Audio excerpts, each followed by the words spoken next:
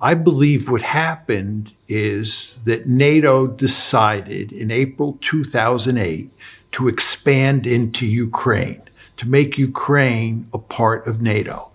Putin said at the time, this is unacceptable. It would be an existential threat to Russia, and we are not going to let it happen. In fact, we will destroy Ukraine before we will let it become a member of NATO. The West, and here we're talking mainly about the United States, refused to accept Putin's logic.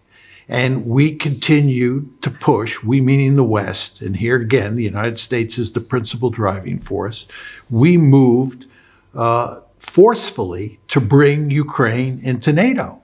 And Putin, on February 24th, 2022, allowed the Russian army to invade Ukraine and start the war that is ongoing. But this was a preventive war. It was designed to prevent Ukraine from becoming a part of NATO. So all this is a way of saying that the West is principally responsible for causing this war. Of course, it was the Russians who actually invaded Ukraine, but they would not have invaded Ukraine had the decision not been made in April 2008 to expand NATO into Ukraine.